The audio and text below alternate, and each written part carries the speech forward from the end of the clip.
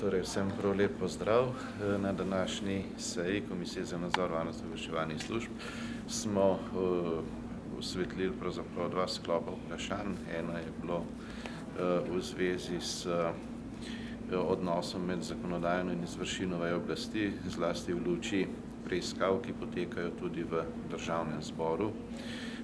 Tukaj se je pokazalo, da so to vprašanja, ki so v Sloveniji zelo slabo urejena. Pravna praksa, ki se je začela pred nekaj leti s postopkom v zvezi z Jelinčičem, je zdaj taka, da pride do signalov, ki zagotovo niso dobri za parlament. Zanimivo pa je, da pri tem do sedaj še nikoli noben od teh postopkov ni bil končan z obsodilno sodbo, ampak se vse konča včasih tudi s kakšno blamažo, kot recimo izgubljeni diski v primeru Magajne, kar seveda postavlja to vrstno, recimo pretirano, ne bom rekel bombastično ravnanje pod zelo velik vprašanj.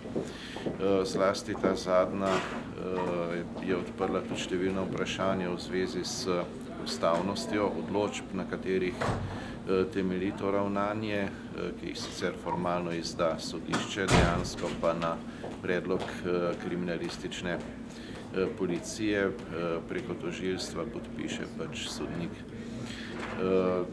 Prav te ukrepi so take narave, da postavijo pod vprašaj ustavnost celotne zgodbe, kar se morda najbolje vidi na primeru vstopa, ki sicer ni vstop v sam parlament, ampak tudi politična stranka je del parlamentarnega sistema in tisti, ki je napisal odločbo, da ima gospod Šircelj svoje prostore na sedežu politične stranke, je seveda vedel ali moral vedeti, da to ni res, ker pa potem stvari postavlja še v precej drugačno luč.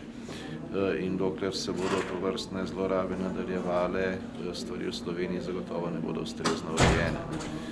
Zanimivo je tudi vprašanje stopnjevanja ukrepov, ki je v takem primeru običajno, pa temu nismo bili priče in vsa pravna praksa, to je zdaj najbrž očitno vsem, bistveno odstopa od pravnih praks v primerljivih državah, kjer se seveda stvari izvaja na način, ki je manj sporen in ki ne daje pač nekih povsem političnih učinkov, kar je v naših primerih jasno, očitno in kdor se pred tem slepi, preprosto ne govori resnice. Zaradi tega smo se odločili, da s tem postopkom nadaljujemo, da bomo pripravili neko primerjalen pregled teh ravnanj. Seveda se moramo pa zavedati, da tudi če gledamo primerjavo z drugimi parlamenti, je tisto, kar je najbolj sporno v Sloveniji, ravno to, da se očitno institucije uporablja na način, ki dajejo neko politično sporočilo, čemur bi lahko pravzaprav rekli tudi po domače zloraba institucij. In to pa je izjemno velik problem. In tukaj izgovarjanje eden na drugega, ne vem, recimo na sodno vejo oblasti ali pa na karkoli, enostavno ni resničen. Še zlasti v luči zadnjega dogajanja v parlamentu, s katerim nas je na prejšnji seji seznanil predsednik parlamenta, danes je bila z nami generalna sekretarka, ko se je izkazalo, da je ravno tako, kot je sicer javno že bila seznanjena, kot je bilo na SDS tudi tu prišlo v resnici do pogajanj. Policija je rekla, da ni šlo za pogajanja, da je šlo za pojasnevanja, no, ampak vsebinsko lahko temu rečemo tako in drugače. Dejstvo je, da je 2 ure trajalo, preden se je omejilo zahteve na približno tisto, kar je sploh lahko predmet po slovenski zakonodaji ene take odredbe, kar že samo po sebi veliko pove. V parlamentu je še vedno majhno več od tistega, kar sicer zakon dovoljuje, na stranki je bilo potem omejeno na točno tisto. To pa seveda postavlja pod precej čudno luč celo zgodbo in vsekakor je v interesu tako parlamenta kot vseh institucij demokratičnega sistema, da se pač postavi pravila igre tako, da do česa takega enostavno ne more več priti. če se prekorači ustavni okvir in to na tako očiten način, če se daje potem napačen vtis v javnosti o tem, kaj parlament sploh je, to je v škodo celotnemu demokratičnemu sistemu in tukaj bo zagotovo potrebno storiti marsikaj in tega bi se morali zavedati vsi.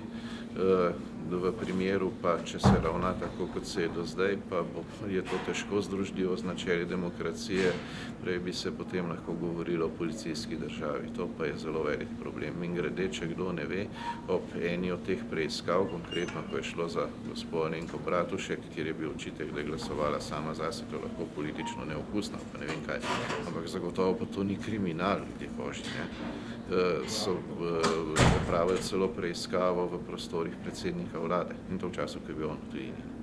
To ne gre samo za parlament, ampak gre očitno za širši problem in kot rečeno, če kje je potrebno začeti prav pri parlamentu kot zakonodajni, najbolj demokratične veje oblasti, da se stvari omeji. Nihče od nas ne zahteva imunitete, niti eden od članov komisije ni bil za to, da bi se kakorkoli omejevalo pravico do opravljanja pač neke preiskave, ravno nasprotno, vsi zagovarjamo, naj se preiskave dosledno in do konca izvede, ampak jih je treba izvesti na način, ki je demokraciji v korist, ne pa demokraciji v škodo.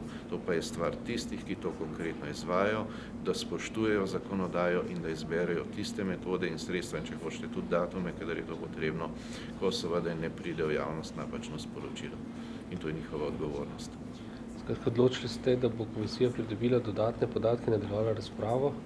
Komisija bo zdaj pregledala pač primerjave in potem bomo lahko dali tudi priporočila, kar je potrebno spremeniti tukaj, ker verjetno bi bilo dobro spremeniti tudi nekatere stvari v okviru državnega zbora, morda vzpostaviti nek mehanizem, da tovrstne variante ne bodo več tako enostavne, vendar kot rečeno je to širši problem, ki zahteva od vseh, predvsem pa seveda Ministrstva za notranje zadeve, da prvič govori resnico, ker v danem primeru niso, oni so 2 ure zatrjevali, da niso zahtevali vsega, pa je danes popolnoma jasno, da so tudi v parlamentu in so bila zato ali usklajevanja, ali pojasnevanja, ali pa pogajanja, kakorkoli besedno telovadimo, je to dejstvo, da je do tega prišlo in drugič, da ostanejo vedno in povsod v mejah zakona in da sami pač ravnajo tako, da ne bi prišlo do škodljivih posledic na tak ali na drugačen način.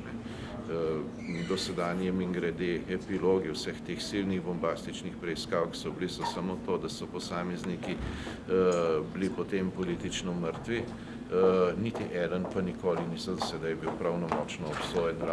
Srečko Prijatelj je bil.